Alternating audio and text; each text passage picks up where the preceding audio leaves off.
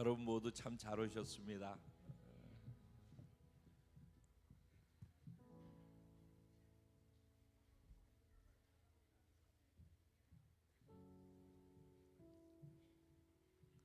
여기 이 자리에 하나님이 계신 줄로 믿습니다. 하나님 안에서 하나님의 형상과 모양대로 지음받아 예수 그리스도를 통해 그 모습들이 회복되어진 저와 여러분들, 서로가 서로를 만날 때 서로 안에 있는 하나님의 형상과 모양을 만나고 있는 줄로 믿습니다. 우리끼리 만나는 것과 우리가 믿음으로 변화되어진 존재로서 서로를 인식하고 그렇게 맞아주게 될 때 똑같은 교제의 시간에 깊이가 달라질 수 있으리라고 생각합니다. 늘 보던 사람, 또 일주일에 한 번 만났기 때문에 교제하는 그런 교제는 인간끼리 교제도 그렇게 할 수는 있습니다. 근데 이 자리의 교제가 소중한 이유는 하나님 안에서 변화되어진 존재, 자신을 그렇게 인식하고 또 내가 지금 만나고 있는 내 앞에 있는 지체도 하나님 안에서 그렇게 변화되어진 존재라고 믿고 바라볼 수 있을 때 교제의 깊이도 그렇게 달라져 갈 줄로 믿습니다. 모든 것은 사실은 보는 것을 어떻게 보느냐에 달려 있습니다. 똑같은 것을 우리는 예수 믿기 전에도 우리가 보는 것과 똑같은 것을 보는 것이고, 예수 믿고 난 다음에도 우리는 똑같은 것을 보는 것입니다. 그런데 또 그 똑같은 것을 볼 때 보는 눈이 달라지는 것입니다.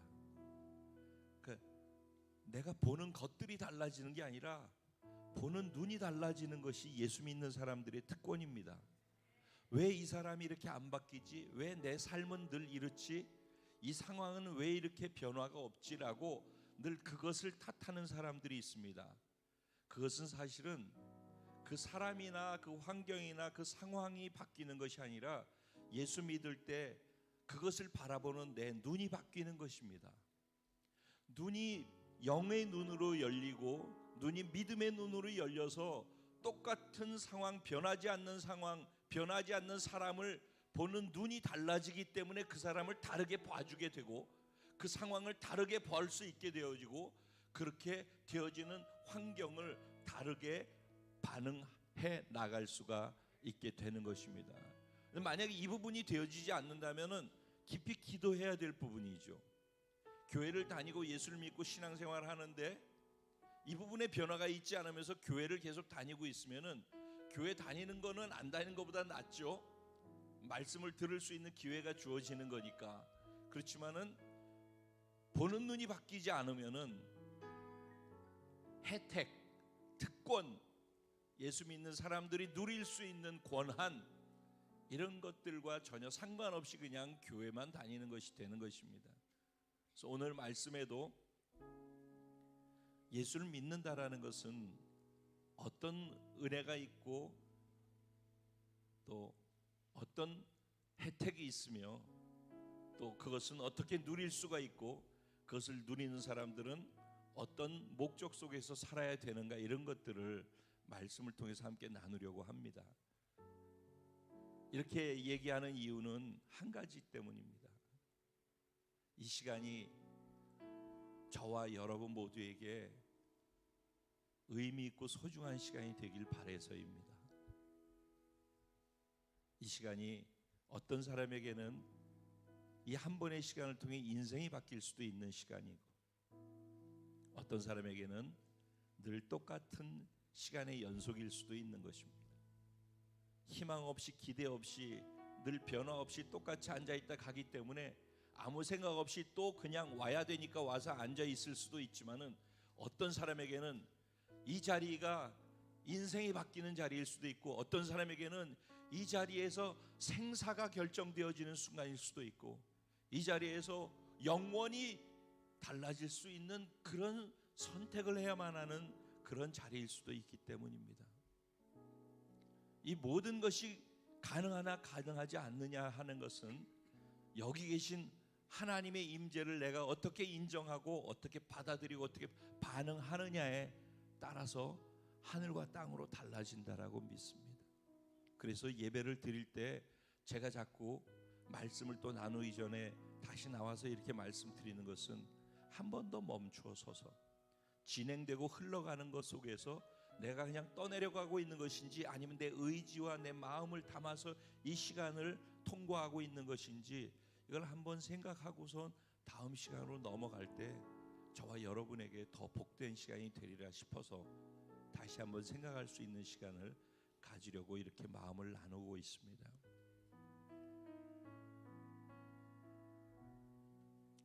새롭게 눈이 바뀐 자들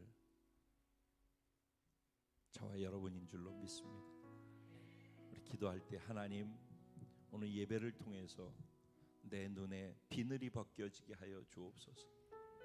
볼 수 없었던 것을 새롭게 볼 수 있는 눈이 열리게 하여 주옵소서. 인간의 눈으로 보았던 것들이 하나님의 눈으로 보여질 수 있도록 나의 영안이 열리게 하여 주시옵소서. 오늘 예배 드릴 때 하나님이 이곳에 임재하신 임재를 경험하게 하시고 그 임재 가운데 내가 하나님을 하나님답게 인정해 드리는 나의 표현이 있게 하여 주시고 삶의 자리로까지 그것을 끌어당겨서 삶에서 하나님을 인정해 드리는 삶의 모습으로 살아갈 수 있게 하여 주시고 그것이 우리 모두에게 복이 되게 하여 주시옵소서. 함께 예배하는 모든 공동체 한 사람 한 사람 처소마다 그 같은 동일한 은혜가 있게 하여 주시옵소서. 우리 주님의 이름을 간절히 3번 부르고 기도한 후에 말씀을 듣겠습니다. 기도드리겠습니다. 주여, 주여, 주여.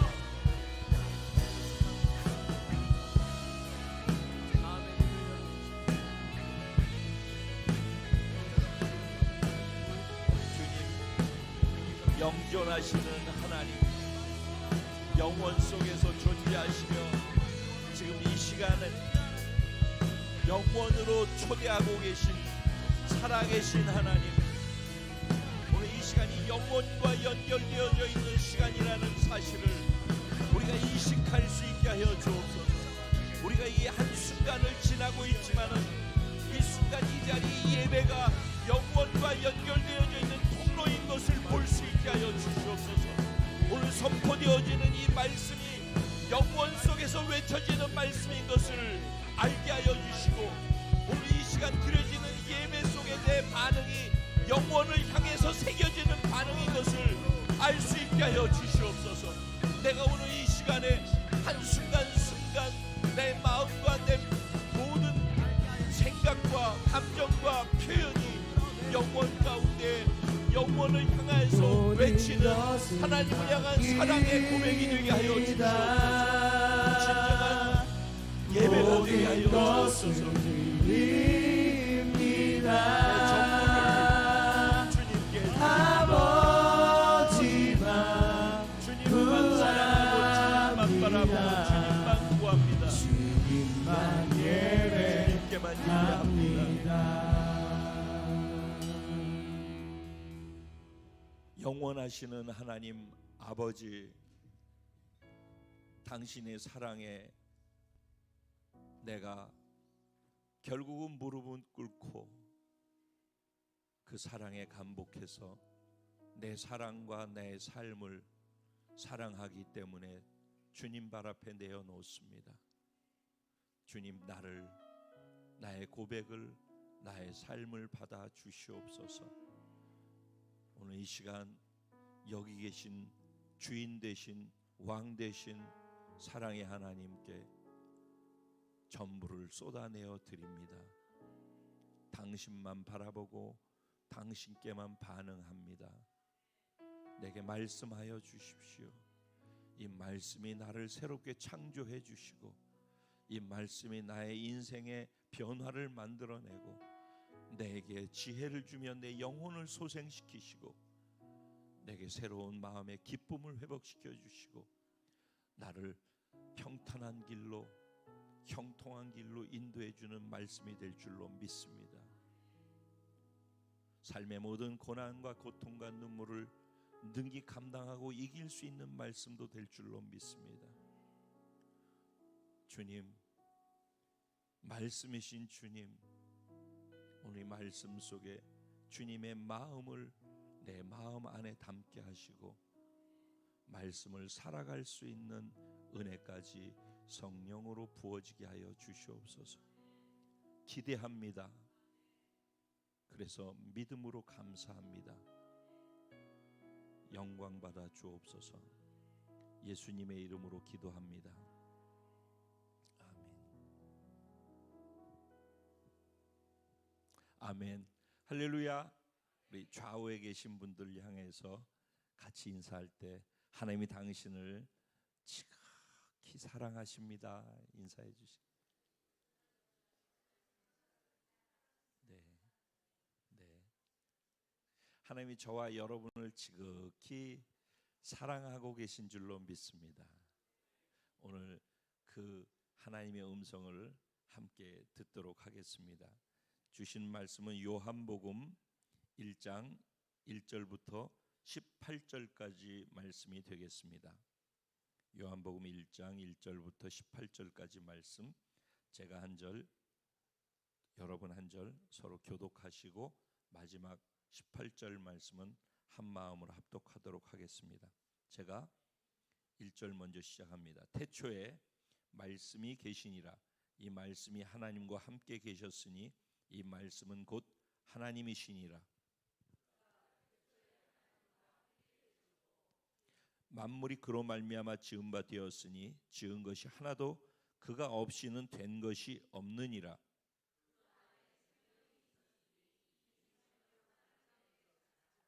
빛이 어둠에 빛이 돼 어둠이 깨닫지 못하더라.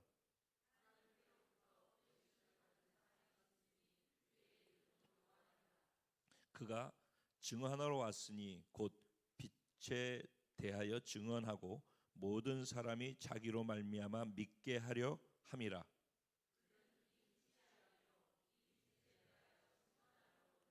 참 빛 곧 세상에 와서 각 사람에게 비추는 빛이 있었으니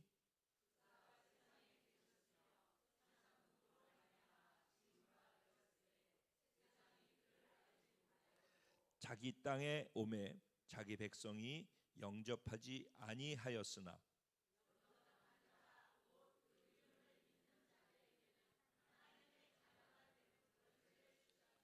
이는 혈통으로나 육정으로나 사람의 뜻으로 나지 아니하고 오직 하나님께로부터 난 자들이니라.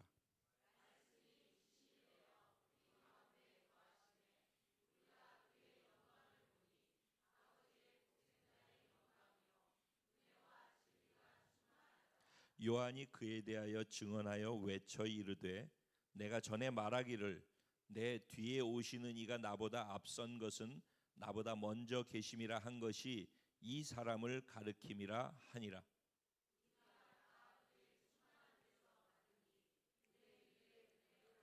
율법은 모세로 말미암아 주어진 것이요 은혜와 진리는 예수 그리스도로 말미암아 온 것이라. 다 같이 본래 하나님을 본 사람이 없으되 아버지 품속에 있는 독생하신 하나님이 나타내셨느니라. 아멘. 오늘 이 본문 말씀 가지고 말씀이 육신이 되어 자기 삶에 나타나는 복된 자 바로 당신입니다. 저와 여러분인 줄로 믿습니다. 말씀이 육신이 돼서 자기 삶에 나타나는 복된 자 바로 저와 여러분입니다. 지난주에 지호 목사님께서 오셔서 다시 한번 복음에 대해서 말씀을 나누어 주셨어요. 본문 말씀은 요한복음 14장 말씀이었죠. 그 말씀 지금 다 기억나시죠? 생생하게. 어때요? 네. 제목은 뭐였었죠? 네? 영원한 네, 영원한 집을 마련해 주신 예수님. 네, 제목이 그것이었어요. 근데 처음 시작은 어떻게 시작했죠? 처음 시작. 본문 처음 시작. 너희는 마음에 근심하지 말라. 하나님을 믿으니 또 나를 믿으라. 내 아버지 집에 거할 곳이 많도다. 그렇지 않았으면 내가 일렀으리라.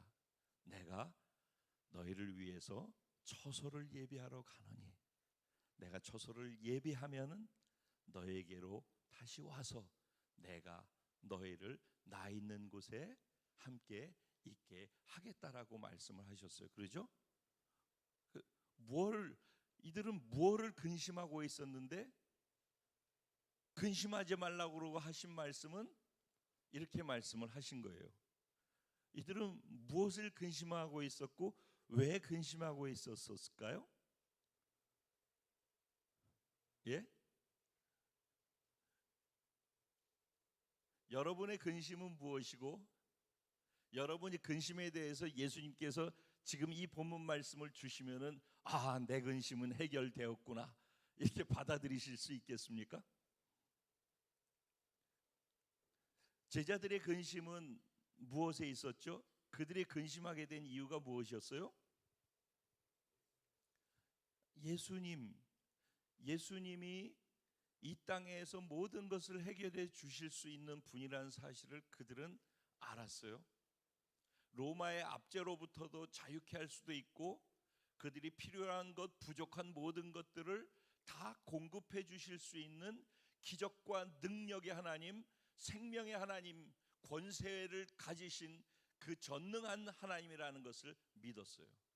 근데 그들이 믿은 것은 이 땅에서 그 일이 이루어질 것이라고 생각을 하고 있었어요. 그런데 예수님께서 나는 죽어야 한다. 나는 죽으러 왔다. 그리고 이 땅의 나라를 세우는 게 아니라 나는 영원하신 하나님의 나라를 세우기 위해서 이 땅에 와서 죽고 3일 있다가 부활할 것이다 라고 얘기를 한 거예요. 근데 죽을 것이다 라고 얘기했고 부활할 것이다 얘기를 했잖아요. 그런데 죽을 것이다 라는 얘기만 크게 들리는 거예요. 뭐라고요? 부활할 것이라는 것도 같이 얘기를 했어요. 그러면 둘 다 얘기를 들었으면은 죽을 것이지만 부활하실 것이니까 라고 생각하니까 걱정할 게 없어야 되잖아요. 그러죠? 그런데 부활할 것이라고 얘기한 것은 귀에 들리지 않는 거예요. 죽을 것이라는 것만 크게 들리는 거예요. 왜 그럴까요? 듣고 싶은 것만 들려지기 때문에 그래요.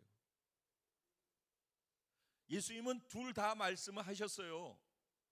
그리고 들은 두 가지를 다 믿으면 되는 거거든요. 그런데 둘 다 말씀하셨는데 한 가지밖에 안 들려요. 왜? 자기가 듣고 싶은 것만 듣기 때문에 그렇다고요. 그러니까 두려운 거예요. 왜?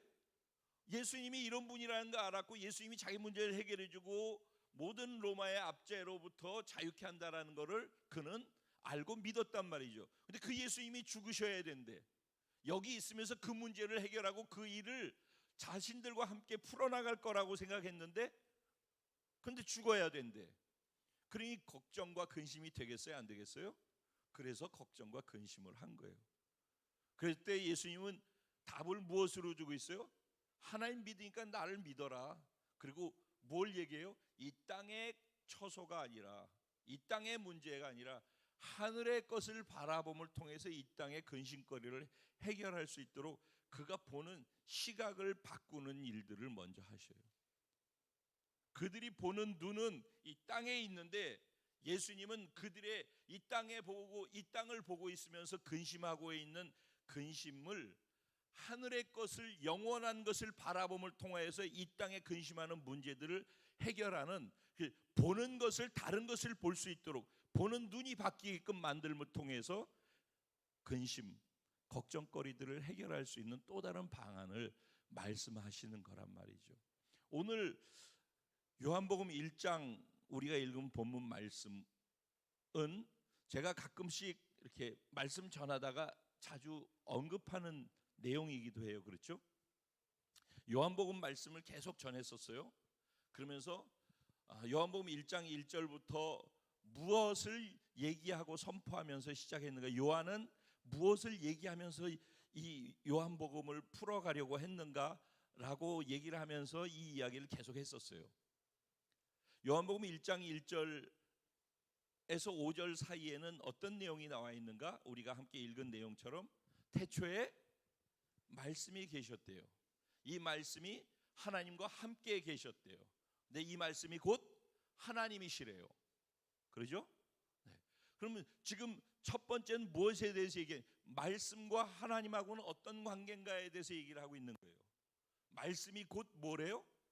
하나님이시래요. 이 말씀은 누구예요? 예수님이시죠. 네. 말씀 대신 예수님이 곧 하나님이라는 걸 3단 논법으로 얘기하고 있는 거예요. 태초에 세상의 시간과 공간이 만들어지기 이전의 태초, 창세기 1장 1절의 태초는 뭐라고 그랬어요? 시간과 공간이 시작되어지는 그 태초라고 얘기를 했죠. 그렇죠? 근데 지금 이 태초는 뭐라고요? 시간과 공간도 있기 전에 영원 속에 존재하고 있었던 그 영원의 시간의 어느 한 부분, 그 태초인 거예요. 이해가 되지, 얘들아? 이해돼? 그러니까 창세기 1장 1절에 태초에 하나님이 천지를 창조하셨다라 할 때 그 태초는 처음 아무것도 없었다가 뭔가 만들어지기 시작하면서 시간과 공간이 생기고 물건들이 생기기 시작했단 말이야. 그 태초라고. 그러니까 뭔가 시작되는, 뭐가 보이기 시작하는 그때. 근데 그거 아니라 요한복음의 이 태초는 이런 것이 아니라 그 이전에서부터 영원하게 있는 그 시간 속에서의 처음의 태초라고. 훨씬 더 전의 태초. 이해가 되지? 그 태초에 말씀이 하나님과 함께 계셨대요. 그러니까 말씀 대신 예수님은 하나님과 함께 그냥 아무것도 없을 때부터 함께 계신 분이셨다는 얘기를 하는 거예요. 하나님과 예수님 말씀은 하나로 같이 계신 하나님이었다라는 거예요. 그 다음에 뭘 얘기해요? 모든 만물이 그가 없이는 지을 수가 없었다. 그러니까 그 없이 지어진 것이 하나도 없다라는 얘기를 하고 있죠. 그러면 만물과 그의 관계가 어떻게 되는 거예요? 모든 천지 만물은 누가 지었다라고 선언하는 거예요? 말씀 대신 예수님, 하나님 대신 예수님이 천지 만물을 친히 만드셨다는 거예요. 그러면 그분이 만들기 전에는 아무것도 없었다는 거죠. 아무것도 없었을 그때는 천사도 없고 사탄도 없고 권세자도 없고 이 땅에 있는 모든 사물은 우주서부터 아무것도 없었을 때란 얘기죠. 근데 그것을 만드셨단 말이에요. 그러면 그 모든 것의 주인은 누구예요? 하나님. 또 말씀이 하나님과 함께 계신 하나님이셨으니까 말씀 대신 예수님이 무엇이라고? 창조주라는 얘기를 하는 거예요. 그래서 주인이라는 게 주인. 창세기에서도 하나님이 모든 걸 만드신 창조주고 주인이라는 주권을 얘기했었죠. 지금 요한복음에서도 사도 요한은 예수님이 온 천지 만물을 창조하신 하나님의 되시고 주인이시다는 것을 선언하면서 시작하는 거예요. 이게 너무너무 중요한 사실이에요. 예수님은 누구다? 하나님이시고 창조주시다. 그리고 모든 만물의 주인이시다. 이해되시죠? 네. 그러면은 이제부터 이제 더 재밌는 얘기를 할 거예요. 자, 예수님은 그렇다라고 지금 선언하시는 거예요. 근데 그 예수님이 빛이 되신대요. 빛이. 그리고 예수님 그 말씀 안에 생명이 있대요. 그래서 예수님이 생명이시고 생명의 근원이시고 그 생명의 근원이신 예수님이 말씀이신데 빛으로 우리 가운데 오셨대요. 그래서 우리가 죄 가운데에서, 어둠 가운데에서, 절망 가운데에서, 고통 가운데에서, 눈물 속에서, 어둠 속에서 살고 있는데 예수님이 우리에게 빛으로 오셔서 우리에게 생명이 되어 주셨대요. 우리를 건져 주시기 위해서 이 땅에 빛으로 오셨다는 거예요. 그래서 지금 예수님에 대해서 계속 소개를 하고 있죠. 예수님은 말씀이시다. 예수님은 하나님이시다. 예수님은 천지 만물을 창조하셨다. 예수님은 생명이시다. 예수님은 빛이시다. 예수님이 이러시다라는 거예요. 그런데 어둠과 죽음 가운데 있는 인생들에게 찾아오셔서 빛으로 오셔서 빛을 비추었더니 어둠이 깨닫지를 못하더래요. 예수님이 이렇게 해서 오셨는데 자신을 위해서 어두컴컴한 삶을 살고 있는 어둠 속에 있는 나에게 빛으로 오셨는데 어둠이 빛을 깨닫지를 못하더래요. 그러면서 세례 요한을 소개하고 있어요. 갑자기 그러죠?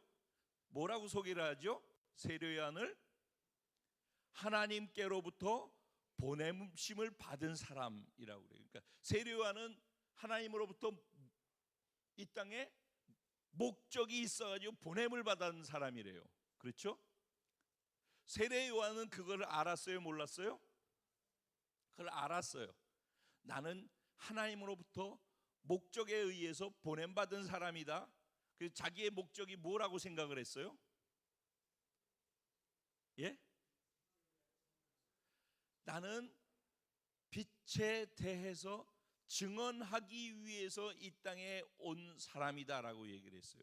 그리고 그는 빛에 대해서 증거하기 시작했어요. 그래서 증언한다라는 말을 4번이나 계속 나와요. 그리고 외쳐 이르되 계속해서 말하는 거에 대해서 얘기하고 있어요. 외쳐서 사람들이 들을 수 있는 소리를 내는 거예요. 그래서 다른 쪽에서 뭐라고 얘기를 해요? 세례 요한이 자기를 소개하기를 나는 광야에서 외치는 자의 소리다라고 얘기를 해요. 계속 소리를 내는 거예요. 무슨 소리를 내요? 예수가 어떤 분이라는 것을 자기 입으로 소리를 내는 거예요. 계속. 그래서 사람들이 그 소리를 들을 수 있도록 하는 거예요. 그게 자기가 이 땅에 하나님으로부터 보냄을 받은 이유와 목적이라는 것을 그는 아는 거예요. 나는 이것 때문에 지금 숨쉬고 살고 있다. 세례 요한이 그래서 전한 것은 무엇이냐면은 복음을 전한 것이에요. 예수님이 어떤 분이십니다. 그런데 인간은 지금 어떤 상태에 있습니다. 죄 가운데, 어둠 가운데, 죽음 가운데 있습니다. 그래서 예수님께서 그들 가운데 오셨는데 그들이 자기 백성, 자기 땅에, 예수님이 지은 땅에 예수님이 만들어 오는 백성에게 예수님이 오셨는데 그들이 예수님을 어떻게 했다? 영접하지 않았습니다. 그런데 예수님을 영접하는 자, 곧 그 이름을 믿는 자들에게는 하나님의 자녀가 되는 권세를 주신다라는 얘기를 하는 거예요. 이게 뭐예요? 복음이라고 하는 거예요.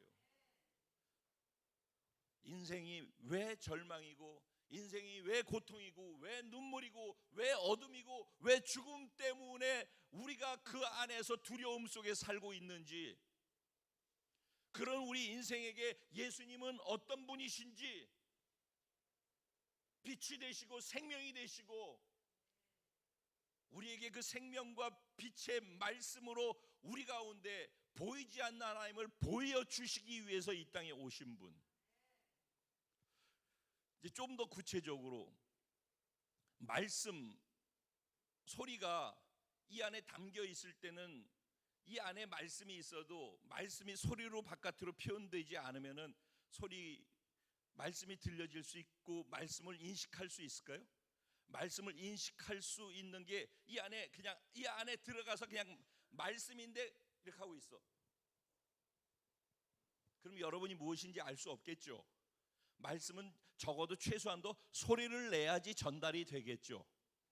그러니까 하나님이, 예수님이 그냥 하나님은 영이시란 말이에요. 그 영이라고는 보여요, 안 보여요? 우리의 생각이 보이나요, 안 보이나요? 보이지 않죠. 우리 감정이 보이나요, 보이지 않죠. 똑같아요. 하나님은 영이시래요. 영적인 존재들이 있다고 그러잖아요. 귀신들도 있고 천사도 있고 하나님도 계시고 이렇게 있는데 그게 보이나 안 보이나? 보이지 않죠. 그러니까 우리가 얘기를 하면은 그렇다라고 하는데 나는 믿을 수 없어. 왜? 보지 못하니까. 이렇게 얘기할 수 있단 말이에요. 하나님이 계신데 보이지 않는 거예요, 영으로. 근데 말씀도 계신데 보이지 않는 거예요. 그냥 말씀이 그냥 안에 있기 때문에. 그래서 하나님을 믿으라 하면은 사람들이 믿지 못하는 거예요. 그리고 나 믿지 못하는 이유를 대는 거예요. 내가 믿지 않는 이유는 보이지 않기 때문에 나는 못 믿겠어. 들리지 않기 때문에 나는 못 믿겠어라고 하는 거예요. 그래서 그걸로 핑계를 대는 거예요. 아니, 내가 못 봤으니까, 못 들었으니까 안 믿겠다니까. 이해가 되시죠? 네. 그런데 하나님께서 너희가 보이지 않기 때문에, 들리지 않기 때문에 못 믿는다고 했지. 그러니까 예수님이 말씀이시잖아요. 그러면 내가 보이지 않는 이 말씀을 내가 보이는 말씀으로 사람들에게 다가가겠습니다. 그래서 말씀이신 그분이 우리 인간의 모습을 입고 이 땅에 오신 거예요. 보이지 않아서 못 믿겠다고 하니까 인간이 돼서 이 땅에 오신 거예요. 이 땅에 오셔서 말씀이 무엇인지, 하나님이 어떤 분이신지, 하나님이 우리 인간을 만드시고 어떻게 사랑하셨는지, 그거를 아무리 알려주려고 해도 알 수 없고 보지 못하고 듣지 못하기 때문에 경험하지 못해서 못 받아들이고 못 믿겠다라고 하는 인간들에게 말씀이 육신이 돼서, 인간이 돼서 이 땅에 오셔서 보여주시는 거예요. 무엇을? 하나님의 사랑을. 무엇을? 하나님이 우리 인간을 얼마나 사랑하셔서 주시고자 하는 것이 무엇인지를, 그리고 그것을 주시는 하나님이 얼마나 위대한 능력을 가지고 계신지를. 그래서 예수님이 이 땅에 오셔서 하신 게 뭐예요? 기적을 베푸시는 거예요. 사람의 마음을 꿰뚫어 보고서 말씀해 주시는 거예요. 그리고 하나님이 죄 지은 사람들을 어떻게 사랑하시는지를 확증해서 보여주기 위해서, 하나님이 인간을 어떻게 사랑하는지를 보여주기 위해서 죄 지은 사람들이 너를 손가락질하고 죄졌다라고 하고 지적하고 비판하고 정죄하고 그리고 심판하려고 할 때 예수님께서는 자신이 우리의 죄를, 우리의 심판을 대신 다 뒤집어 쓰고선 자신이 죄 없으시면서 심판의 자리에 가서 정죄와 그 모든 고통을 대신 받으신 것이 십자가에서 죽으신 사건이에요. 그래서 십자가에서 지금 이렇게 죽었을 때 내가 너희를 이렇게 사랑해서, 하나님이 너희를 이렇게 사랑해서 내가 이렇게 죽었다, 내가 이처럼, 하나님이 세상을 이처럼 사랑하사 독생자 주셨으니 이는 저를 믿는 자마다 멸망치 않고 영생을 얻게 하려 하심이라. 주신 독생자가 누구예요? 말씀으로 영원 전부터 하나님과 함께 하셨던, 생명과 빛이 되신, 온 우주 만물을 창조하신 말씀 되신 예수님이라는 거예요. 그분이 그냥 하나님과 함께 거기 있었으면 되는데, 우리들이 하나님을 안 보여서 못 들어서 못 믿겠다고 하는 우리를 향해서, 그런 우리를 사랑하시기 때문에 하나님 우리를 믿을 수 있도록 길을 열어주시기 위해서, 우리에게 생명 주시기 위해서 이 땅에 육신으로 오신 거예요. 그게 14절 말씀의 의미예요. 말씀이 육신이 돼서 우리 가운데 거하심에 우리가 그 영광을 보니 아버지의 독생자의 영광이요 은혜와 진리가 충만하더라. 이걸 은혜라고 하는 거예요. 아무리 해도 아무리 사랑한다고 해도 보이지 않아서, 경험하지 못해서, 듣지 못해서 나는 그 사랑을 믿을 수 없다라고 하는 사람들을 향하여서 하나님이 정말 사랑하시는데 그 사랑을 어떻게 이들에게 보여주고 전달할 수 있을까? 그래서 인간이 자기의 죄 때문에 죽을 수밖에 없는데 그 죄를 하나님인 자신이 뒤집어 쓰고서 대신 죽어주신 사건이에요. 그 일은 죄 없는 사람만이 할 수 있는데 이 세상에 죄 없는 사람이 없어서 모두가 다 죽음을 향해서 갈 수밖에 없는데 예수님이 이 땅에 오셔서 죄 없는 인간으로 사시다가 죄 없이 십자가에서 우리의 죄를 다 뒤집어 쓰고 우리가 죽어야 하는 그 자리에 예수님이 대신 죽어주시고 내가 죽음을 통해서 너희가 일생 동안 지은 모든 죄를 다 대가를 지불하고 용서했다는 거예요. 내가 그냥 다 용서했다라는 거예요. 네가 죄 때문에 절망스러워서 고통 속에서 지고 가는 수고하고 무거운 짐진 것들을 다 내게로 오라는 거예요. 내가 너희를 편하게 쉬게 해주겠다라는 거예요.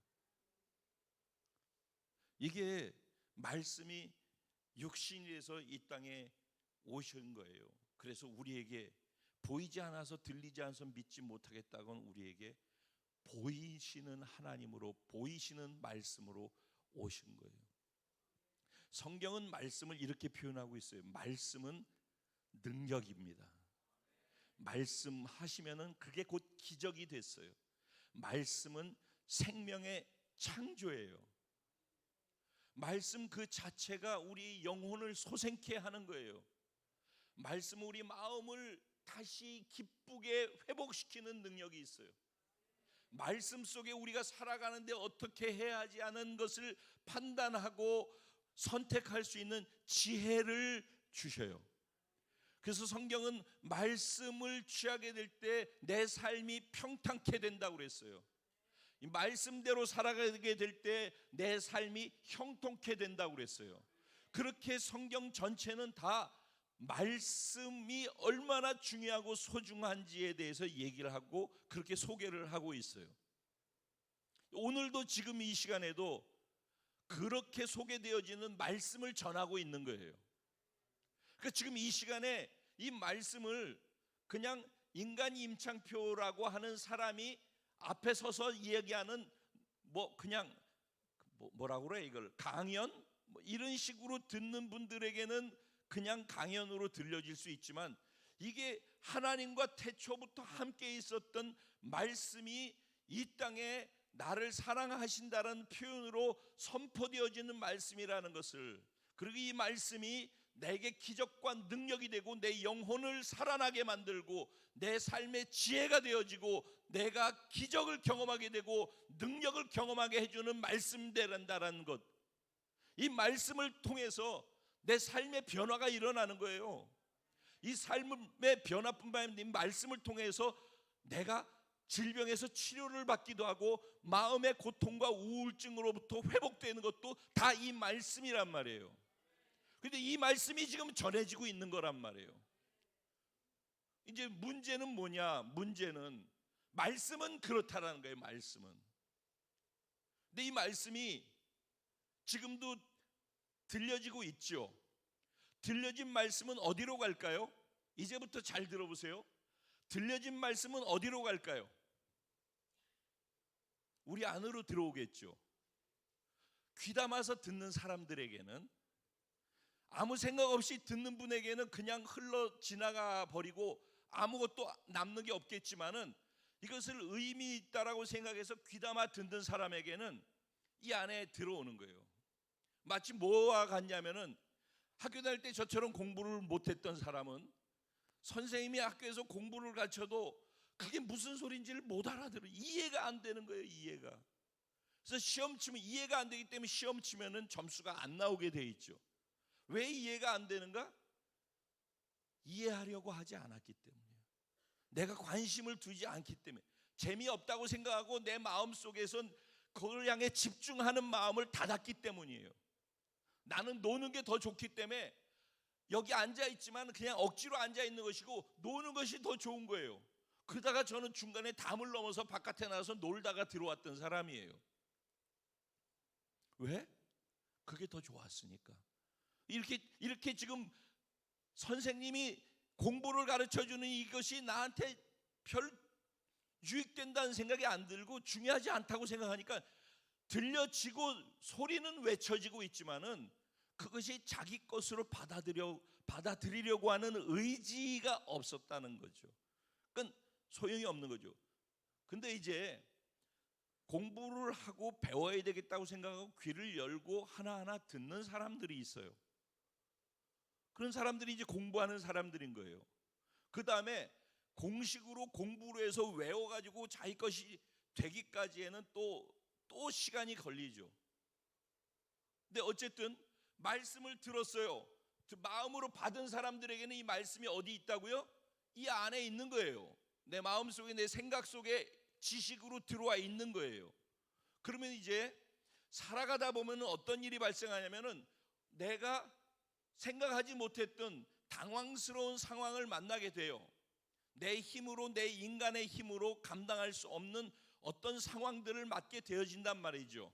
그러면 이 상황을 맞게 됐을 때 이 안에 내가 들었던 말씀의 자료도 있어요.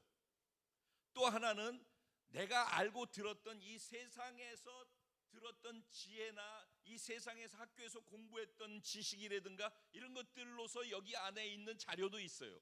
그러니까 내 안에는 두 가지 자료가 있다라는 거예요. 이 두 가지 자료 중에서 내가 선택을 해야지 돼요. 그러니까 말씀은 지금 어디 있어요? 이제 지금까지는 임창표 목사에 의해 가지고 소리로서 외쳐지는 말씀이에요. 근데 이 말씀을 마음으로 받아들인 사람에게는 이 말씀이 지식이 돼 가지고 자기 안에 들어와서 자료가 된단 말이에요. 자료가. 그래서 이 자료로 있는 거예요, 지금. 그러면 이 하나님이 주신 말씀의 자료도 있고 내가 알고 있는 자료도 있는데 어떤 상황이 발생했을 때 이 두 자료 중에서 내가 선택을 해야 되는 거예요. 이 자료로서 이 상황을 대처할 것인지 이 자료로서 이 상황을 대처할 것인지를 결정해야 하는 거예요. 결정하는 데 있어서 여기 하나님의 말씀이 있고 내 세상 지식과 경험 있어요. 내 판단이 있고. 근데 상황이 발생했는데 아무리 말씀이 내 안에 여기 있다 하더라도 내가 생각하고 있는 생각, 내 경험, 내 판단이 맞다고 생각해서 이것을 가지고서 이 상황에 대처를 하느라고 움직이잖아요. 그러면 말씀은 어디에 있어요? 내 안에 있긴 있어요. 그런데 이 말씀의 능력이 경험되지 않아요. 그냥 이 안에 있는 거예요, 그냥. 그래서 어떤 힘도 발휘하지 않아요. 그냥 여기 있는 거예요. 근데 이 상황이 발생했을 때 여기 내 생각, 내 감정, 내 판단이 있고 여기 하나님의 말씀이 있어요. 그런데 똑같이 주어진 상황 속에서 이 말씀을 클릭을 하는 거예요. 그럼 화면에 뭐가 뜨겠어요? 이것과 이것 사이에서 내가 아이콘을 클릭하면 이쪽 걸 클릭하면 이쪽 화면이 뜨겠죠. 이쪽 거를 클릭해서 행동으로 나타내 보여지는 것, 그걸 뭐라고 그래요? 선택하는 것이고 의지적으로 행동의 표현을 만들어내는 그 과정을 뭐라고 하는 거예요? 믿음이라고 하는 거예요. 그러니까 믿음은 그냥 듣고 머릿속으로 지식적으로 알고 그런 것들이 쌓이고 내가 아는 얘기를 목사님 다 하시네, 나 다 알고 있는, 그게 믿음이 아니에요. 내 믿은 대로 될지어다. 성경은 그렇게 얘기를 하잖아요. 우리 믿은 대로 되는 거예요, 여러분. 그런데 그 믿음이라고 하는 것은 말씀을 작동시키는 내 의지적인 행동이 바깥으로 표출돼서, 믿음이라고 하는 것은 선택한 것이 내 의지와 함께 작동해서 외부로 보여지는 거란 말이에요. 이 과정이 있지 않냐고 내 안에 계속 말씀을 두기만 하면은, 오늘 여기 있어도 이 말씀을 귀로도 듣지 않고 지식으로도 듣지 않고 그냥 흘려버리는 사람이 있는가 하면은, 지식으로 들어서 이 안에 말씀이 있다 할지라도 평생 30년 40년을 말씀을 들어도 이 말씀을 삶의 현장에서 내가 절망스러운 상황을 맞았을 때 그 카드를, 이쪽 카드를 쓸 것인지 이쪽 카드를 쓸 것인지를 결정해야 될 때 하나님의 말씀을 꺼낼 때에만 말씀의 능력이 그때부터 나타나기 시작하는 거란 말이에요. 그러니까 왜 내가 예수 믿었는데, 내가 교회 다녔는데, 설교를 그렇게 많이 들었는데 왜 내 삶에는 변화가 없습니까? 당연한 것이죠. 그 이유는 딱 하나인 거예요. 말씀을 삶으로 살아내지 못하기 때문인 것이에요. 예수님도 말씀이셨잖아요. 말씀이 태초 영원한 어떤 시간과 공간이 없는 영원한 속에 계셨단 말이죠. 그분이 의지적으로 결정하고 선택해서 이 땅에 보이는 육체로 나타나는 그 과정이 없었더라면은 그냥 하나님과 같이 그냥 계속 계신 거예요. 우리가 경험할 수가 없단 말이에요. 하나님 우리를 아무리 사랑하신다고 외쳐도 그게 사랑이라는 것을, 나를 향한 사랑이라는 것을 내가 경험할 수 없다고요. 말씀은 그런 거예요. 말씀 자체는 위대한 것이지만 위대한 말씀이 내 삶에서 경험되어지는 위대한 말씀이 되기 위해서는 내가 그것을 믿음으로 받아들이고 그 말씀을 순종으로 살아내는, 그래서 순종하면 11일 불순종 40년이라는 말씀은 이론이 아니에요. 실제란 말이에요. 근데 말씀대로 할 것인지 말 것인지를 결정하는 것은 누가 결정하는 거예요? 내가 결정하는 거예요. 근데 생각해 보세요. 이스라엘 백성들이 출애굽해서 광야로 나왔어요. 그리고 하나님께서 얼마나 위대하신 하나님이신지를 하나님 계속 기적을 보이시는 거예요. 하나님 계속해서 기적을 보이시죠. 그럼 그 기적을 경험하고 난 다음에 이스라엘 백성들은 기적을 행하신 하나님을 알까요? 모를까요? 알겠죠? 그러면 그들이 그 기적을 행하신 하나님을 믿어야 돼요? 믿지 말아야 돼요? 그럼 그들이 어려운 문제를 만나고 상황을 만났을 때 그들은 기적을 행하시는 하나님을 믿는 믿음의 행동을 선택해야 돼요? 아니면 자신이 생각하고 있는 자기의 생각과 판단을 선택해야 돼요? 믿음의 선택을 해야 되죠. 근데 그 두 가지가 이 안에 있었는데 40년 동안 경험으로, 그런데 이스라엘 백성들은 다 하나님의 말씀, 기적을 자기 눈앞에 베풀어 주셨던 하나님의 말씀을 믿음으로 선택해서 행동하지 않고 그 많은 경험을 하고서도 또 자기 판단으로 하는 선택을 한 거예요. 그래서 40년 동안 광야만 돌아다닌 거예요. 광야만. 그래서 가나안 땅에 못 들어간 거예요. 가나안 땅에 들어가는 이스라엘 백성들을 누가 인도하게 되죠? 모세가 인도하게 되어져요. 그렇죠? 맞아요? 뭘 그래? 가나안 땅에 들어간 이스라엘 백성들은 여호수아가 인도를 하지. 자, 그러니까 넉넉히 들으면 안 된다니까. 자, 광야는 누가 인도했어요? 모세가 인도를 했죠. 근데 가나안 땅에 정복해서 들어가는 인도는 누가 했어요? 여호수아가 했어요. 모세가 얼마나 위대한 지도자인지 알죠? 그러죠? 그런데 모세가 못 들어갔어요. 그리고 가나안 땅에 여호수아와 이스라엘 백성들이 들어갔어요. 여호수아가 어땠을까요? 그 당시의 마음이.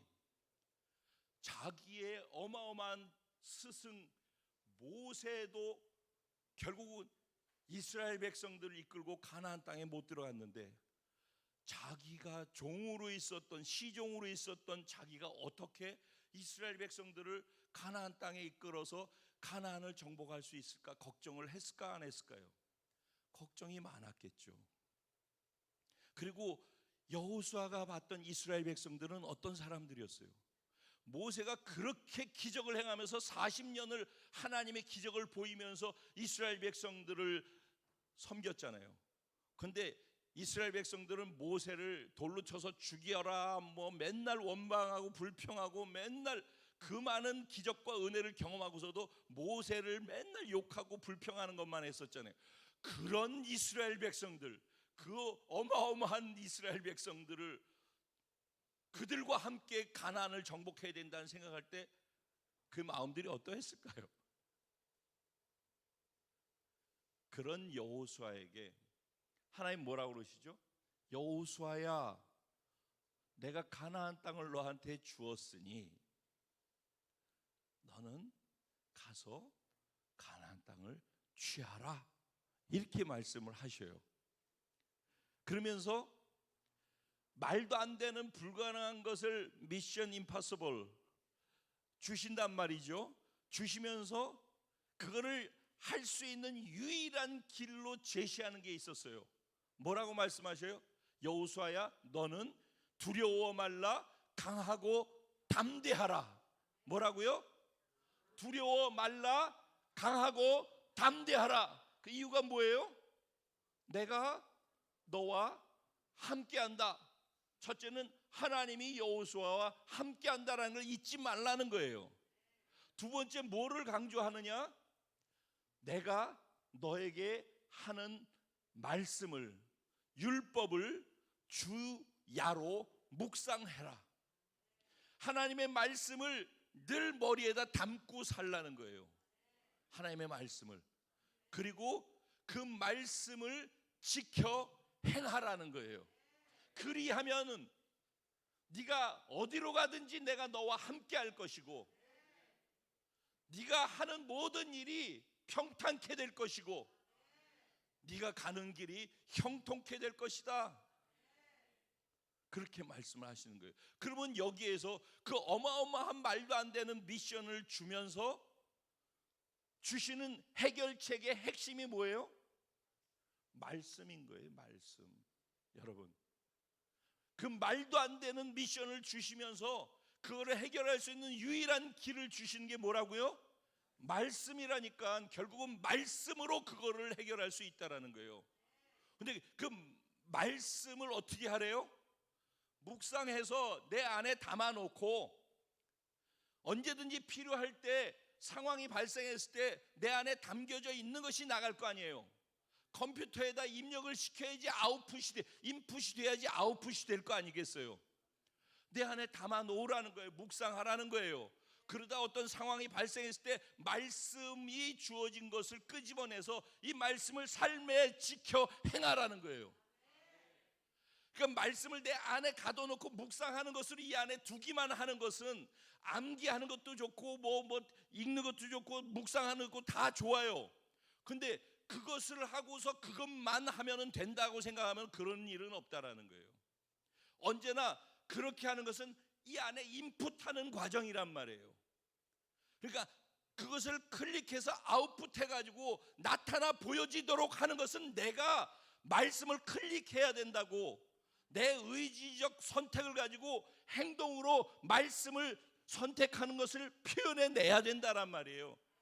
그게 믿음이라고. 결국은 말씀을 믿는 믿음과 순종이 가나안 땅을 정복할 수 있는 비결이라는 거예요.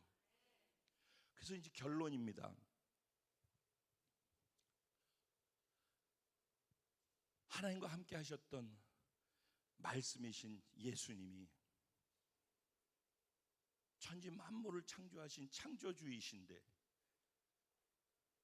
이 땅에 우리를 사랑하셔서 빛으로 오시고 생명을 주시려고 했어요. 그런데도 이해를 못하니까 육신이 되셔서 이 땅에 오신 거예요. 뭐라고 표현을 하고 있어요? 예수님께서 말씀이 자기 백성에게, 자기 땅에 왔는데 자기 백성이 자신을 영접지 아니하더라는 거예요. 그게 누구예요? 이스라엘 백성들이었어요. 이스라엘 백성들은 자기들이 선택받은 민족, 하나님께 선택받은 민족이라고 생각하고 살았잖아요. 그러죠? 선민의식을 가지고 살았단 말이에요. 그런데 자기들을 구원한 메시아, 약속되어졌던 메시아를 기다리고 있었는데 그 메시아가 왔더니 그들이 받아들이지를 않았대요.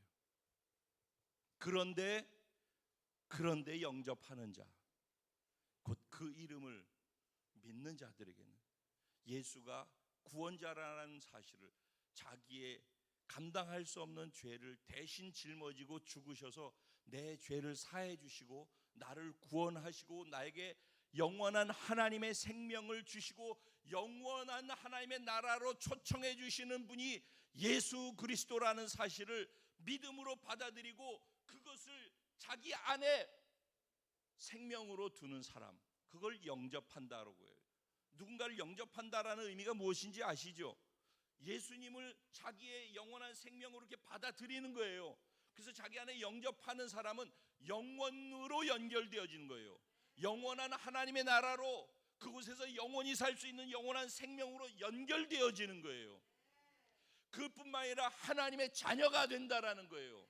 그리고 그 하나님이 가지고 계신 하나님의 권세가 그 사람의 것이 된다라는 거예요. 여러분, 부모 잘 만나면 부모의 영광이 자식의 영광이죠. 그러겠죠? 나는 아니라서 별 상관이 없어서 신통치 않네 대답이. 좋은 부모 만나면 부모의 영광이 자식의 영광이잖아요. 하나님이 자녀가 됐다라고 할 때 하나님이 어떤 분인지 하나님의 영광이 있다면 자녀가 그 영광을 함께 누리지 않겠어요? 하나님이 하나님의 권세를 자녀에게 주신대요. 하나님의 권세는 우주 만물을 통치하고 하나님이 창조하셨으니까 주인이시니까 모든 걸 다스리는 권세를 가지셨잖아요. 그리고 말씀 되신 예수님께서 십자가에 죽으시고 부활하심을 통해서 말씀을 성취하시면서 하늘과 땅에 있는 그 가운데 있는 모든 것들이 예수의 발 앞에 무릎을 꿇게 하시고, 그래서 예수께서 온 우주 만물을 통치하고 다스리는 권세를 갖게 되셨죠. 우리가 예수 믿는 순간에 하나님의 자녀가 되고 예수 그리스도와 연합된 존재가 되었죠. 그럼 우리는 그 권세를 동일하게 우리 안에 두고 있는 사람들이겠죠. 우리 그런 존재들이라는 거예요. 그건 하나님이 우리를 향해서 선언하신 선포란 말이에요. 그 선포된 말씀은 어디 있어요? 내 안에 있는 거예요. 이 안에 있다고요. 나는 존귀하다, 나는 보배롭다, 나는 의롭다, 나는 거룩하다, 나는 사랑받기에 합당하다, 나는 인정받기에 합당하다, 난 칭찬받기에 합당하다, 난 이 세상의 어떤 피조물보다도 최고로 영광스럽고 존귀한 하나님의 최고의 걸작품이다. 하나님이 이렇게 말씀하고 계셔요. 그 말씀은 우리 안에 들어와 있다고요. 근데 그 안에 들어와 있는 말씀을 내가 사실로 받아들이고 믿는다면은 그걸 클릭해야죠. 내 의지로 선택해야죠. 그리고 그런 존재라고 믿으면 그런 존재답게 말해야죠. 그런 존재답게 행동해야죠. 그런 존재답게 살아야죠. 그런 존재답게 그런 가치와 목적을 가지고 살아가는 것이 그게 믿음의 선택의 바깥으로 표현해내는 방식 아니겠습니까? 그러니까 내 안에 하나님이 주신 말씀은 이렇게 있단 말이에요. 나는 이런 존재라고, 네가 얼마나 보배로운지, 내가 너를 얼마나 사랑하는지 다 내 안에 들어와 있다고.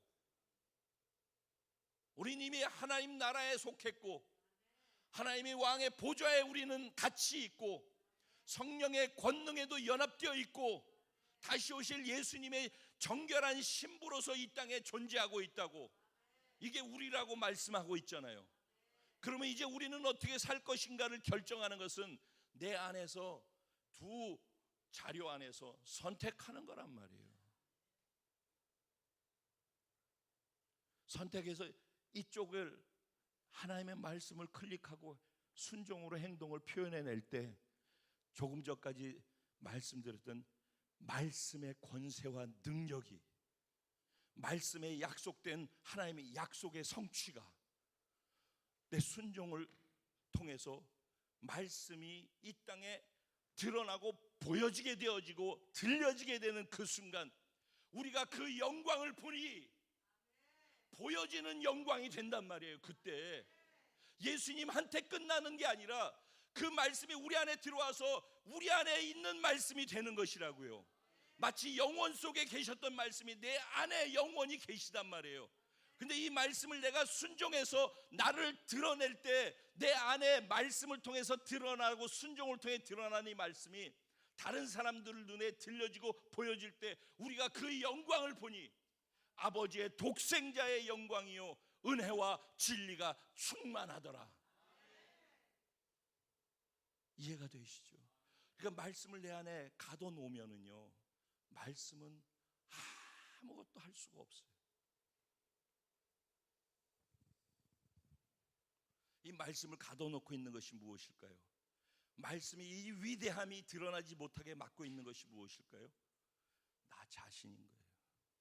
내 생각, 감정, 의지, 이걸 혼이라고도 하고 다른 말로 자아라고 얘기를 했었죠.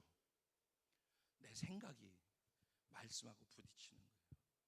내 자존심, 감정이 말씀하고 부딪히는 거예요.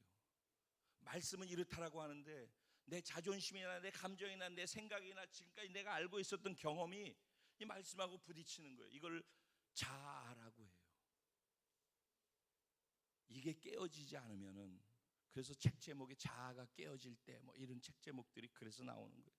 이게 깨어지지 않으면은 말씀을 아무리 들어도, 하나님의 자녀의 권세가 아무리 있어도 그냥 교회만 다니는 거지 이것을 누리면서 살아가는 희열이 없어요. 감동이 없단 말이에요. 신앙생활하면서 이거를 누리는 감동이 없으니까 평생 10년 20년을 다녀도 설교를 듣는데 삶의 감동이 없어. 나를 구원하신 하나님을 감동으로 자랑하고 증거하고 세례요한처럼 나는 이것 때문에 왔다라고 선포하고, 이게 이 안에 감동이 있어야지. 내가 경험하는, 나를 흥분시키는 흥분이 있어야지. 계속 듣기만 하는 말씀 20년을 들었는데도 어떤 일도 일어나지 않는 말씀을 또 듣고 있는 게 얼마나 재미없겠어. 근데 내가 말씀을 듣고 들은 것을 순종했더니 그 순종함 속에서 나타나는 말씀의 영광과 은혜와 진리의 충만함이 내가 경험하고 다른 사람들이 경험되어질 때 가슴 설레이지 않아요? 그것이 경험되기 시작하는 사람은 그냥 가만히 있을 수가 없는 거예요. 그 다음에는 누가 하라 안 하라가 아니라 내 안에서 나를 흥분시켜서 내가 외치지 않으면 안 되고 내가 그렇게 살지 않으면 안 돼. 한번 경험한 사람은 그 경험이 나를 설레게 만들어 또 다른 경험을 향해서 또 움직이는 거예요. 그래서 자전거 페달을 밟듯이 또 한 번 밟다 보면 나중에 자전거가 그냥 손을 놓고 다리를 놔도 그냥 굴러가는 자전거. 자전거 잘 타는 사람이 이렇게 타시죠? 첫 번째 처음서부터 그렇게 가던가요? 우리 자전거 동호회 팀들 처음서부터 그렇게 이렇게 하면 가나? 처음에 밟아야지. 오른발을 밟고 왼발을 밟고 이걸 밟아야지. 그래야지 굴러가기 시작하지. 그래야지 균형이 잡히지. 속도감이 나야지. 그러다 보면 어느 날 보면은 두 손 두 발을 다 놓고 이렇게 해도 자전거 자체가 굴러가는 때가 오는 거예요. 그게 신앙생활인 거예요. 그래서 걸음 하나하나를 밟는 것 이 자체가 내 혼, 내 자아를 깨고 말씀을 내 삶에 끄집어내서 보여지게 만드는 순간, 나를 희열케 만드는 순간, 다른 사람들이 나를 보고 하나님을 알게 되고 보게 만들어주는 순간, 그게 복 있는 자라는 거예요. 그런 사람이 말씀을 경험하면서 살아가는 복된 자라는 거예요.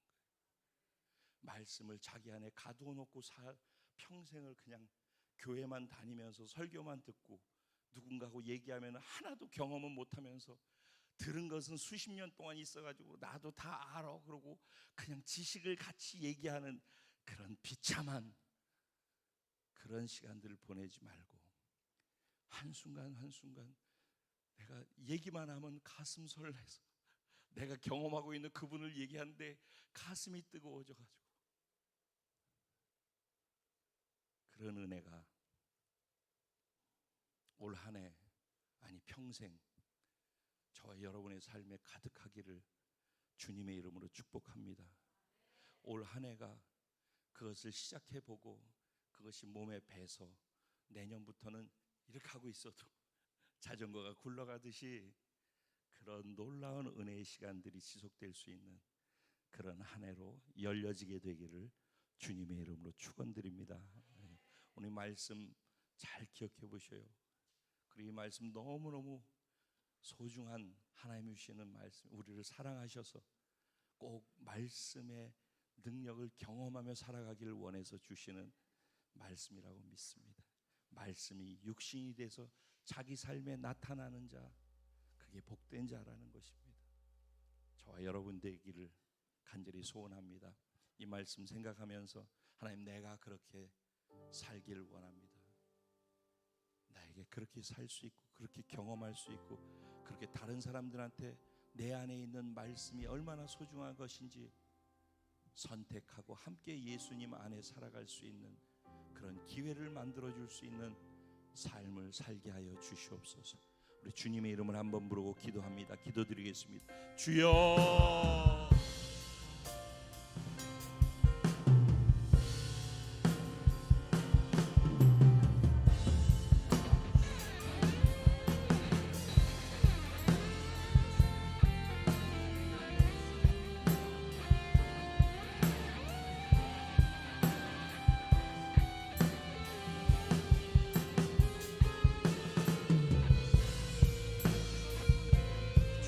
사랑합니다.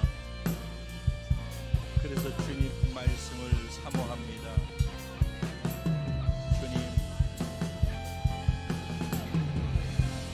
주님이 원하는 그 길을 걷고 여기까지 와서 앞으로도 그 길을 기뻐하며 걷기를 소원합니다. 이 은혜가, 말씀이 얼마나 위대하고 놀라운지를 경험하는 그 은혜가 저의 삶을 떠나지 않게 하시고 점점 확장되어질 수 있게 하여 주시고, 사랑하는 우리 공동체 지체 한 영혼 한 영혼들에게 오늘 이 말씀이 살아 역동하는 생명의 말씀이 되어서 주님을 만나는 말씀이요, 주님의 말씀에 생명이 있다라는 것을 경험하는 말씀이요, 주님의 말씀이 창조주의 주권으로 선포되어지는 불변하는 진리의 말씀이라는 것을 오늘 경험할 수 있게 하여 주시옵소서. 주님, 올 한 해 이것을 삶으로 살아내보기 위해서 계속 지속적으로 반복해서 삶의 자리에서 말씀을 살아내보는 순종을, 믿음의 연습을 해볼 수 있게 하여 주시옵소서. 그리고 내가 믿음으로 순종하고 움직일 때 하나님이 말씀 속에서 어떻게 행하시는지를 볼 수 있게 해주십시오. 주의 일을 보겠네. 내 작은 마음 돌이키사 하늘에 꿈꾸게 하네. 주님을 볼 때 내게로부터 눈을 들어 할 수 없는 나, 부족하고 못난 나를 뒤로 하고 전능하신 하나님을 바라보기 시작할 때 내 작은 마음 돌이키사 하늘에 꿈꾸게 하네. 주님을 볼 때 모든 시선을 주님께 드리고 살아계신 하나님을 느낄 때 내 삶은 주의 역사가 되고 하나님이 일하기 시작하네. 성령이 나를 변화시켜 성령이 나를 변화시켜 모든 두려움 사라질 때 주의 일을 보겠네. 황폐한 땅 같은 내 삶 가운데서 황폐한 땅 가운데서 내 마음과 뜻을 알게 되며 되리. 주님을 볼 때 성령이 나를 변화시키실 때 성령이 나를 변화시켜 모든 너는 두려워하지 말라, 강하고 담대하라. 주의 일을 보겠네. 황폐한 땅 한가운데 황폐한 땅 한가운데서 주님 마음 알게 되리.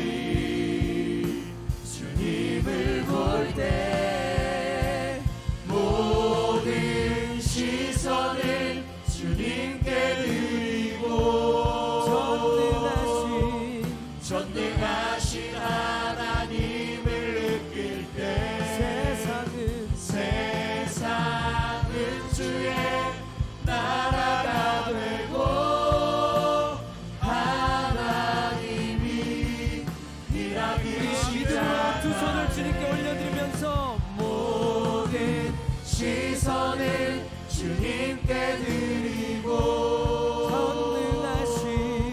전능하신 하나님을 느낄 때 세상은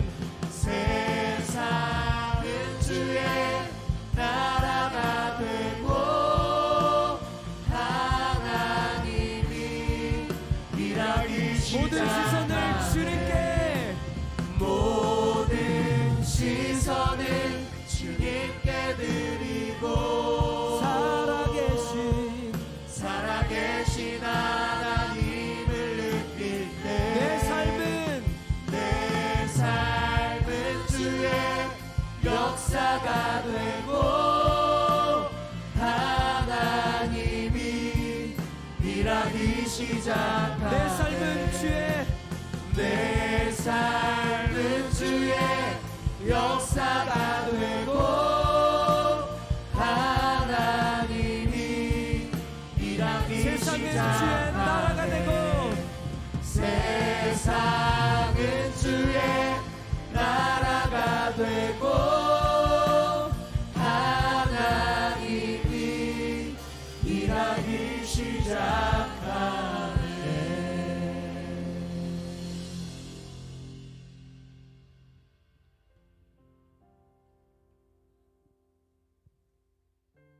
우리는 이 시간 예수님이 우리를 위해서 십자가에서 자기 몸을 찢겨주시고 피를 흘려주신 그때 그 시간을 기억하면서 성찬을 대하려고 합니다.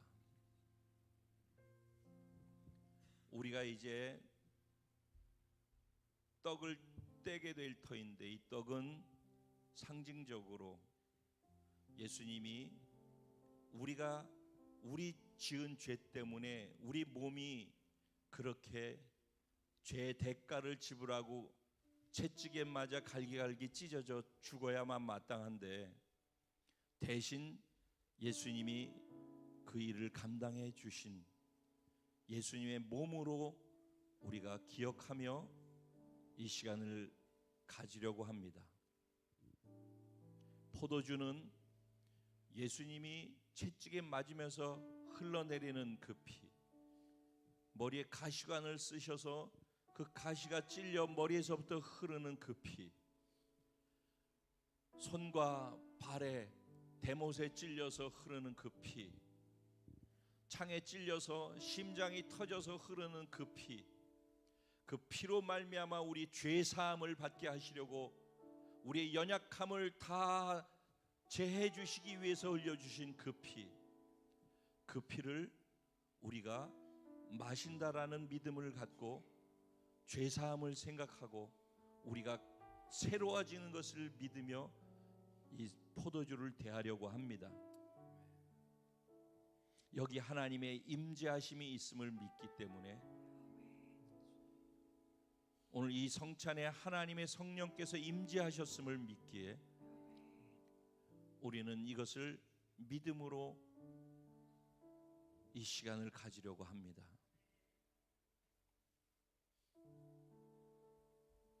이 시간 성령님이 이 자리에 운행하시길 원하고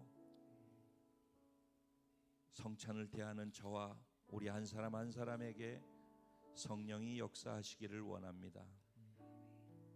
혹시 성찬의 의미가 무엇인지 이렇게 설명드려서 이해하면 괜찮고 믿으면 감사하고 이 성찬의 의미가 무엇인지를 이해하지 못하는 분이 계시다면은 성찬을 대하지 않는 것이 좋습니다.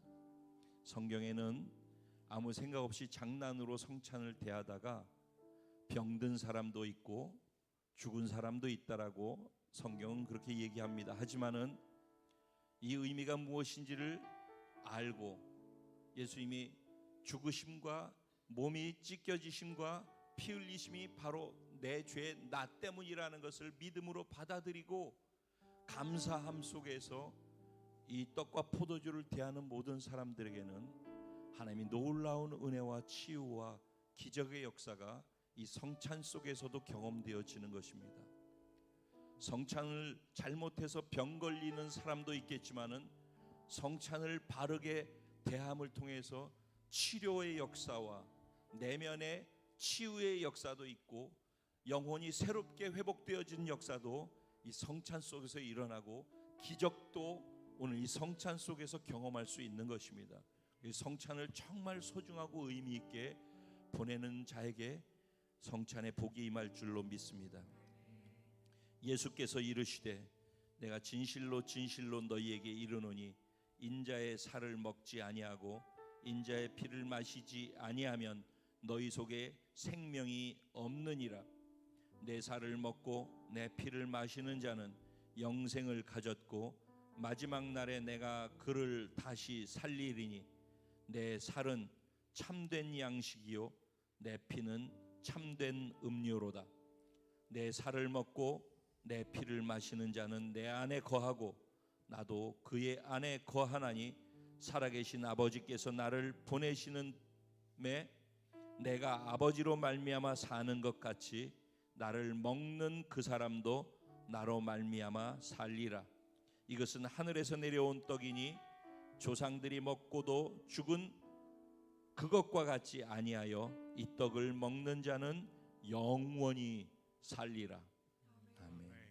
주님 선포하신 말씀처럼 이 떡, 이 포도주가 우리에게 생명을 주고 영원한 하나님 나라로 들어게 만들어가는 가장 하나님이 주신 최고의 사랑의 표현이고 선물인 것을 믿습니다. 오늘 우리가 성찬의 의미를 기억하며 믿음으로 마음으로 감사함으로 성찬을 대하려고 합니다.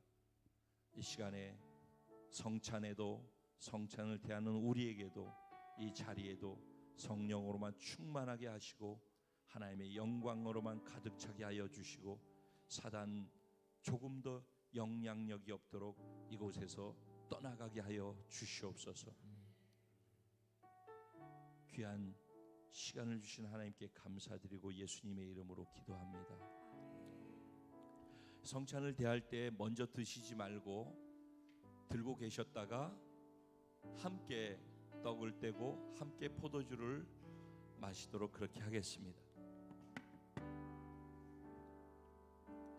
십자가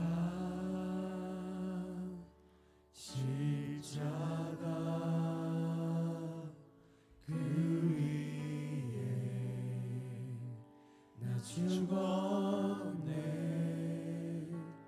그 사랑 내 속에 강같이 흐르네. 십자가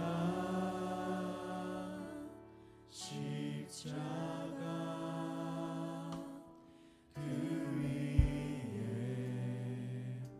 나 죽었네. 그 사랑 내 속에 강같이 흐르네. 그의 생명 내 속에 그의 능력 내 안에 그의 소망 내 삶에 나의 삶 주의 것.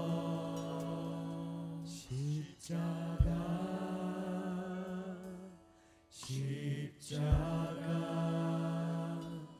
그 위에 나 죽었네. 그 사랑 내 속에 강같이 흐르네. 다 같이 우리가 받은 떡을 같이 드실 터인데 드시면서 기억하시기 바랍니다. 이 떡은 예수님께서 저와 여러분을 위해서 찢겨주신 예수님의 몸입니다. 기억하시기 바랍니다.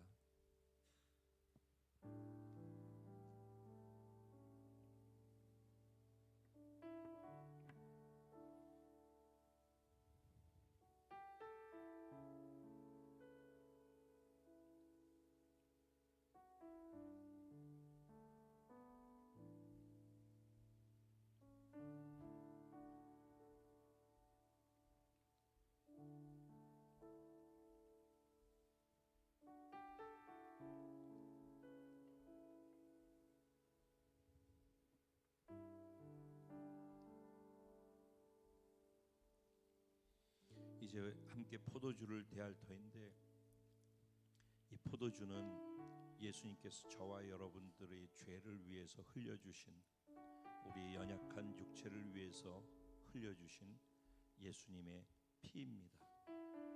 기억하시기 바랍니다.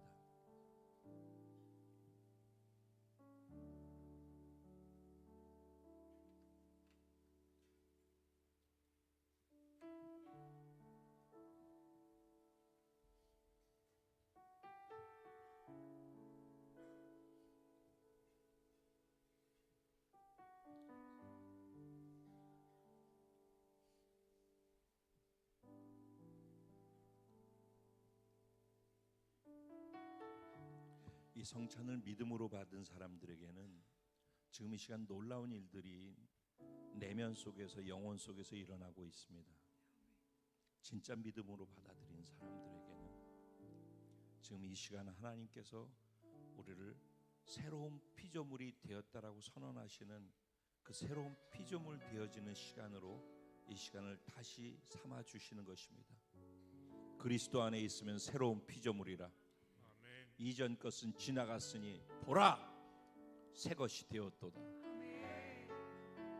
이 시간 이전까지 있었던 나의 삶, 내 연약함 때문에 또 넘어졌던 시간들, 하나님 앞에서 송구스럽게 고개 들 수 없는 그런 내 하나님과 나만의 관계 속에서 죄스러운 부분들, 그것이 무엇이든지 간에, 아니면 절망스럽고 나의 연약함 때문에 좌절해서 무릎 꿇고 고통 속에 있었던 시간들, 헤어나지 못하고 주저앉아서 일어서지 못하고 있었던 시간들, 열등감 때문에 다른 사람과 비교해서 마음속에서 고통하고 있었던 시간들, 다 이 시간과 함께 십자가에서 죽어버린 것입니다.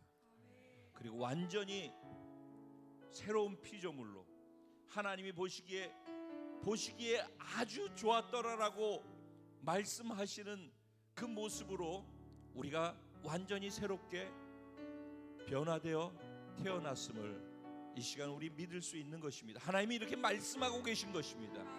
이 말씀은 내 안에 있는 것입니다.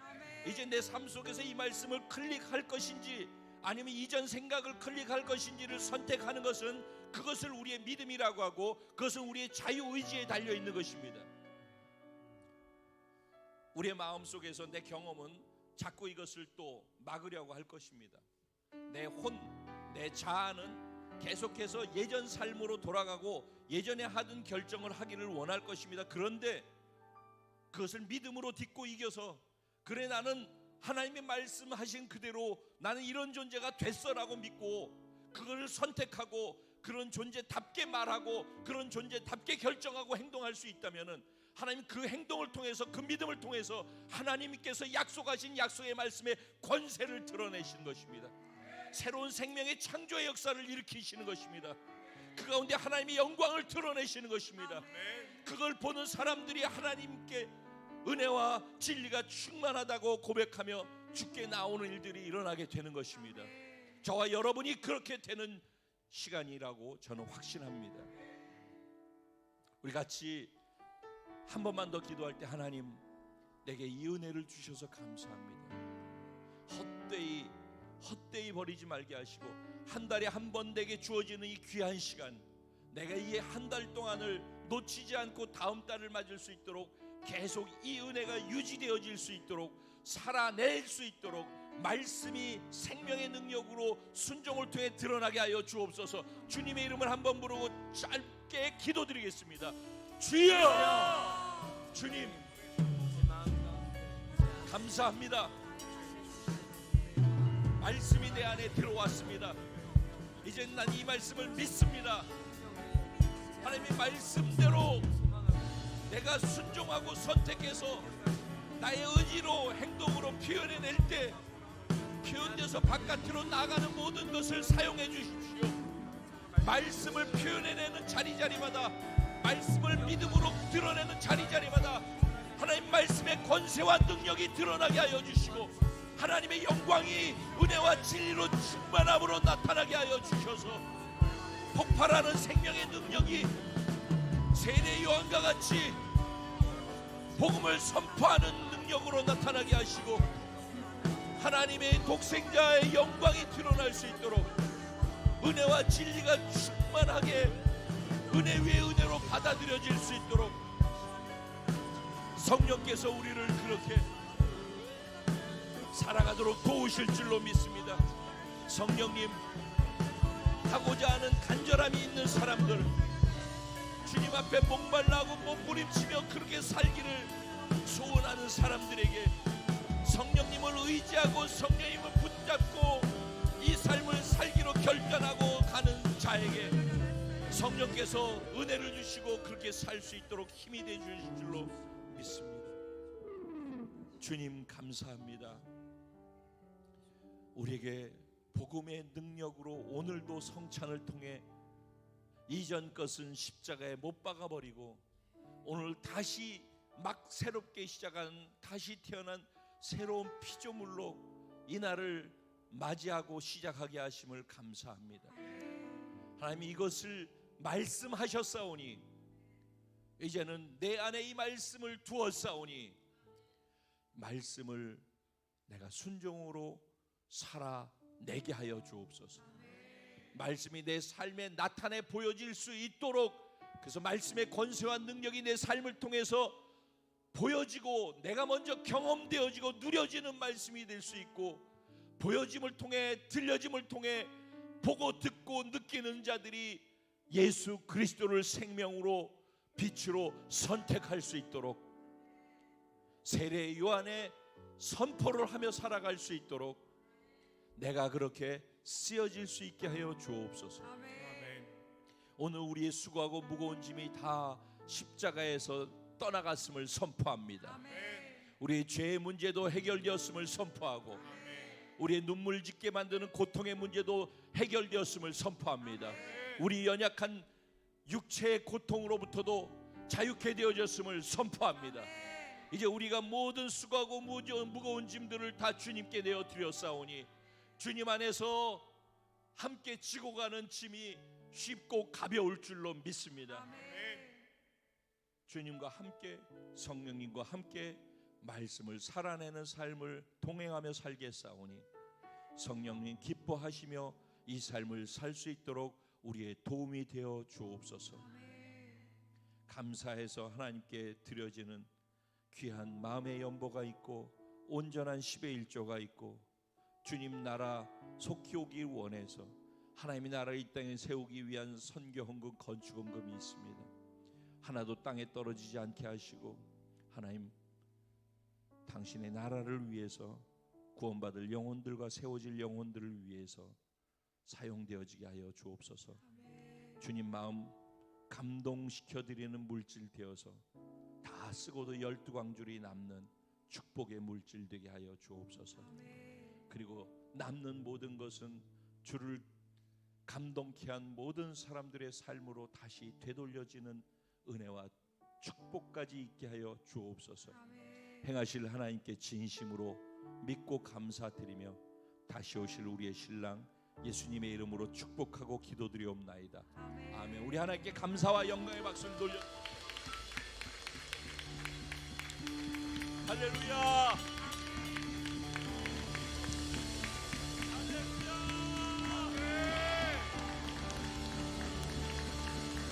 다 같이 그 자리에 일어나셔서 우리 공동체에 주신 찬양을 각자의 신앙 고백으로 주님께 올려드리고 축도로 예배를 마치도록 하겠습니다.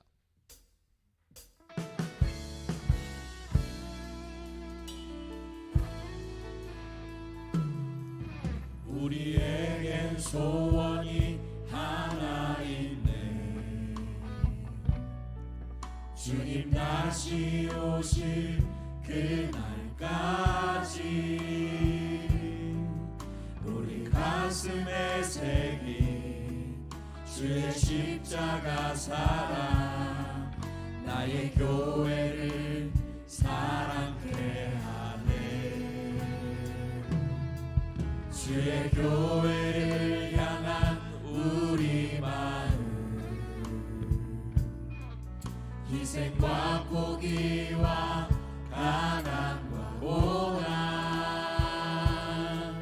하물며 죽음조차 우릴 막을 수 없네.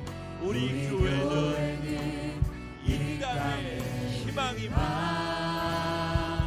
교회를 교회 되게, 예배 되게 우릴 사용하소서. 진정한 부흥의 날 오늘 임하도록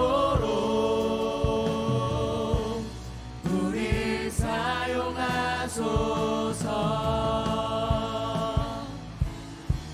성경 안에 예배하리라. 자유의 마음으로 사랑으로 사역하리라. 교회는 생명이니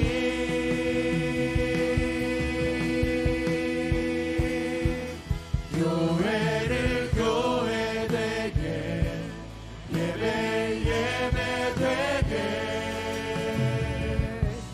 우릴 사용하소서. 진정한 부흥의 날 오늘 임하도록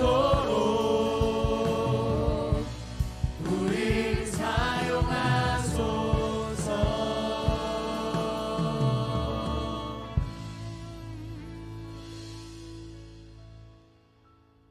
지금은 우리 주 예수 그리스도의 무한하신 은혜와 아버지 하나님의 영원하시고도 극진하신 사랑과 보혜사 성령님의 감화 감동 위로 내주 충만 교통 역사하시는 축복이 오늘 하나님의 말씀을 듣고 들은 말씀을 가슴에 새기고 상황이 발생하는 자리마다 말씀을 믿음으로 클릭해서 의지로 선택한 그 말씀을 삶으로 순종으로 나타내 보여 드리겠다라고 결단하고 결정하고 삶의 현장에 그 설레임으로 이 자리를 떠나가는 사랑하는 모든 성도들의 머리 위에와 가정과 생활과 자녀와 범사 위에 월드비전 커뮤니티에 속해 함께 예배한 모든 처소처소에 있는 영혼들 삶의 모든 영역 위에 이제로부터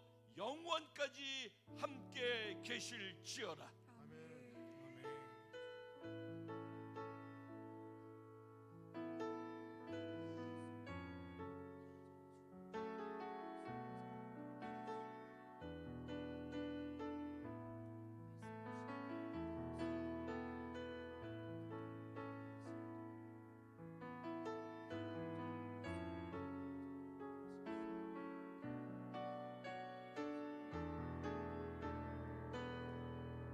할렐루야. 우리의 삶을 인도하시고 예배를 인도하신 전능하신 하나님 앞에 영광의 박수 올려드립시다. 할렐루야. 우리 서로 인사하며 나아가실 때 삶의 자리에서 하나님을 나타내며 살고 돌아옵시다. 서로 인사하며 나아가겠습니다.